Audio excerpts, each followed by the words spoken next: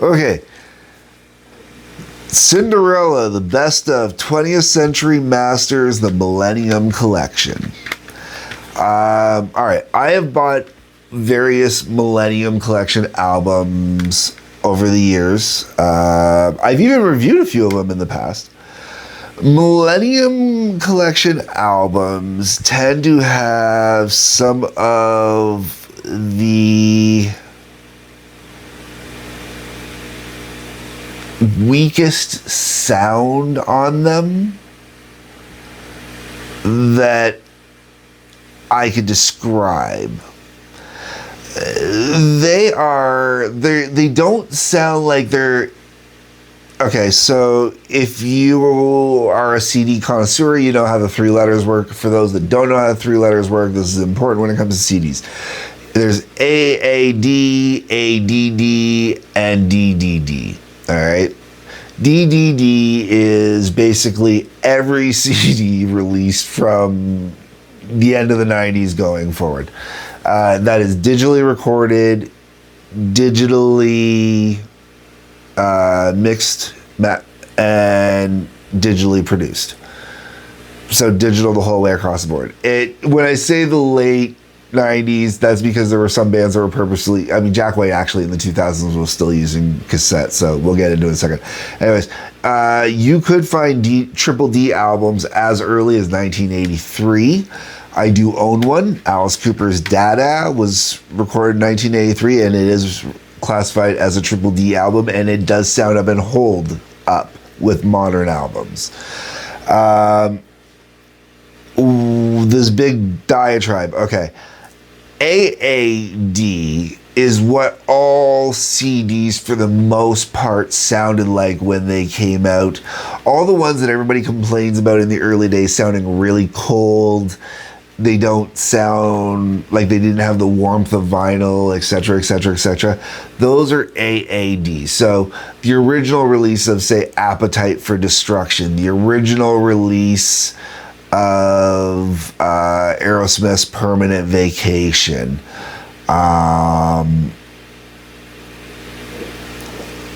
Metallica right up until I think the Black Album, maybe as late as the Load album from Metallica before they went full digital.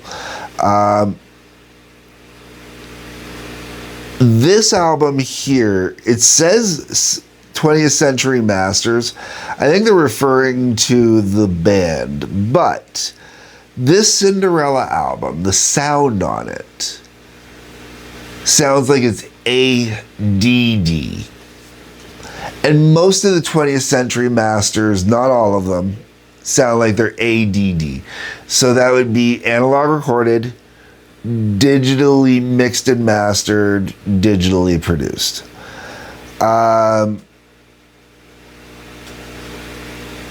This is warm, this is bright. You have all your textures and everything in it that you would want to hear, that you would definitely have gotten from a vinyl or whatnot, and that you would get from a modern recording.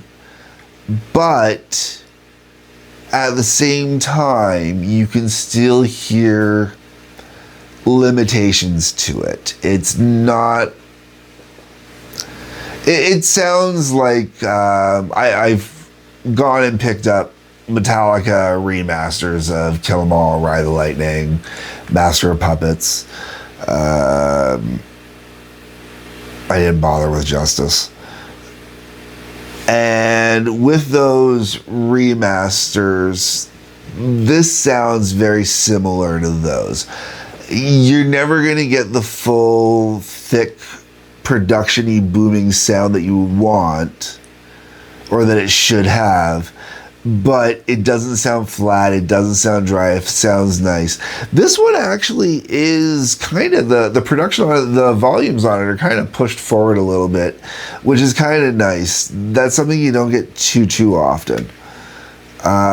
Even with remasters, they tend not to remix the actual album or readjust the sound levels too much, and it's a shame because sometimes they really need to, because of the frequencies that are available now that were not available then.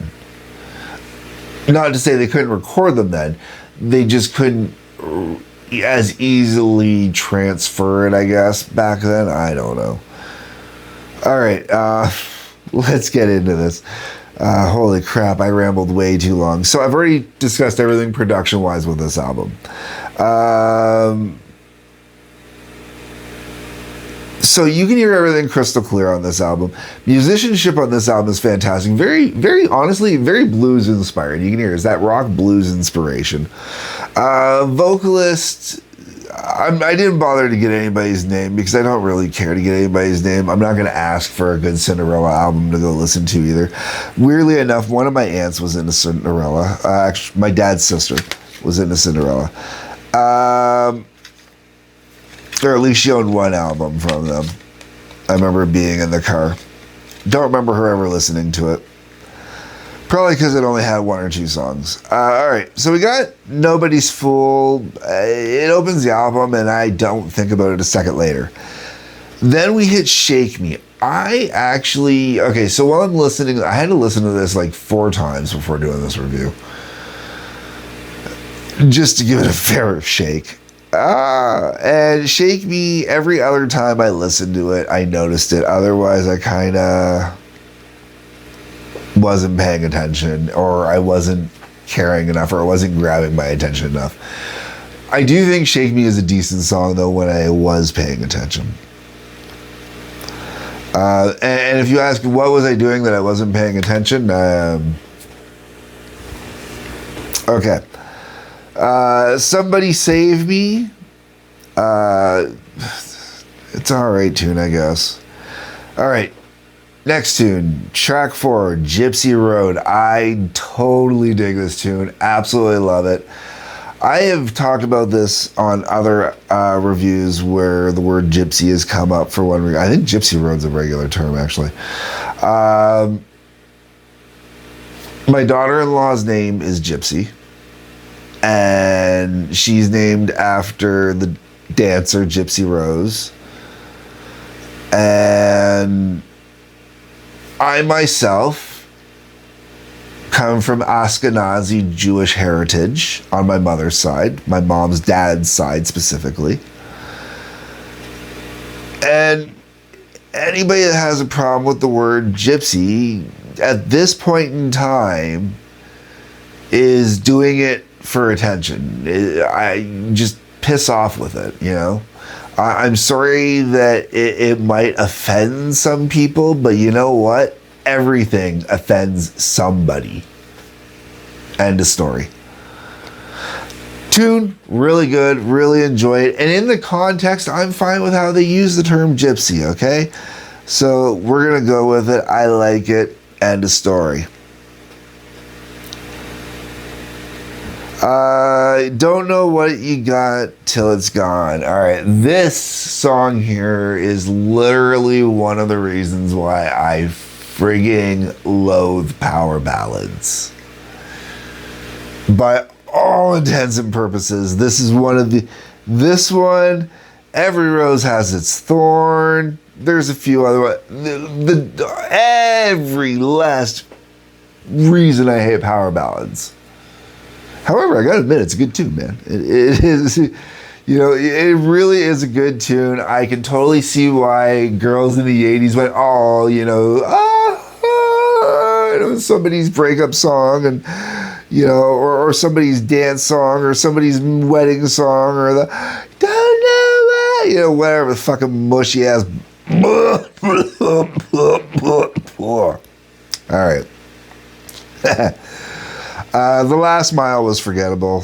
Coming Home, I actually don't mind Coming Home. I thought it was a decent tune. Shelter Me, I thought was a good tune. That got my attention every time. Heartbreak Station did nothing for me. Love's Got Me Doing Time was kind of fun and interesting, but, you know, whatever. Hot and Bothered from the Wayne's World movie, I thought that was an okay tune. And Bad Attitude Shuffle, I thought was fun to close out the album.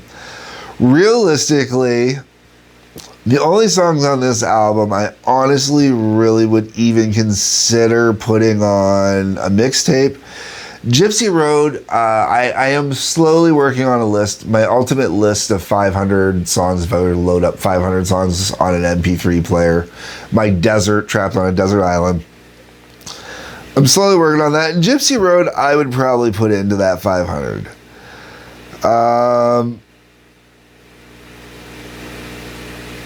I don't think there's another one on here I would put into that. If I was putting together, some mixes, some random mixes, I might throw Shake Me On. If I was DJing weddings, Don't Know What You Got Until It's Gone is obviously, kind of thing, stuff like that. But that's, This, I'm not a Cinderella fan, and it's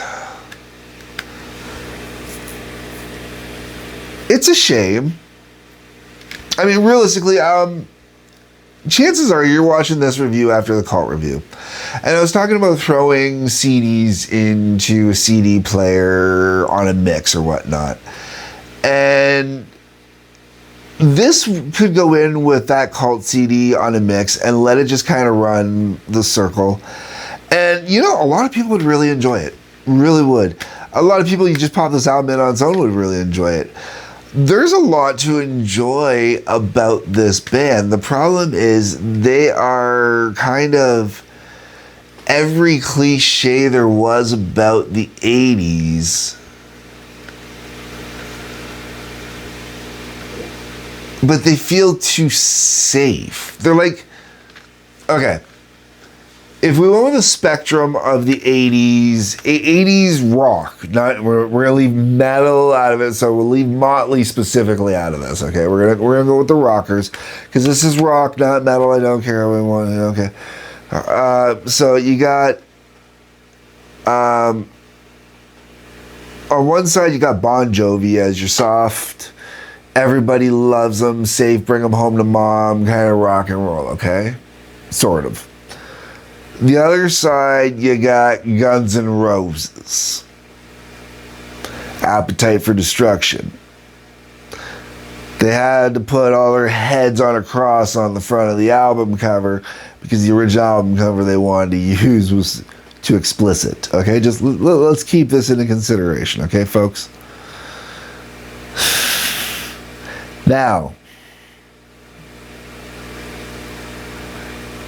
if we were to take that spectrum, Cinderella, very much on that Bon Jovi side of the spectrum. Very much on that Bon Jovi side of the spectrum, okay? Good rock. Heavier. The rock, this is the thing is, Cinderella, music-wise, definitely leaning closer to GNR with that blues influence.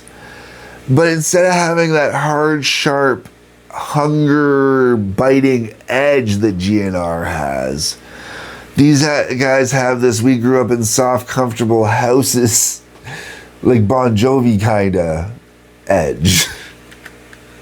Or rounded, polished corners.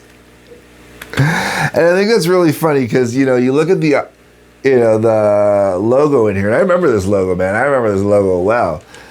And, this cool little pointing thing going on. Kind of got these snake fangs sort of there with the C and the D. And it really kind of gives it that, in that time period, hard rock, heavy metal kind of had that blend over, where it was all that partial metal, partial whatever. I've gone on about this in my rambles, and I can see in that time period these guys getting lumped in closer to the metal side because they were heavier enough to get lumped into it, but they were truly hard rock. Okay, let's be very clear, they were hard rock. But much like GNR, GNR, not heavy metal, they were truly hard rock, but they get lumped into that metal-y aspect as well. Same with AC/DC, especially when you look at the Razor's Edge album. This has a sound that is in that period, that good, sharp blues, but well-produced gripping kind of thing. And I really want to dig it, but I personally can't. It's just not my thing. Not working for me. Like I said, 4 times. I probably will never go out of my way to listen to it again, but I would throw it in a mix of other compact discs. It would work good in a mix of other compact discs at a party.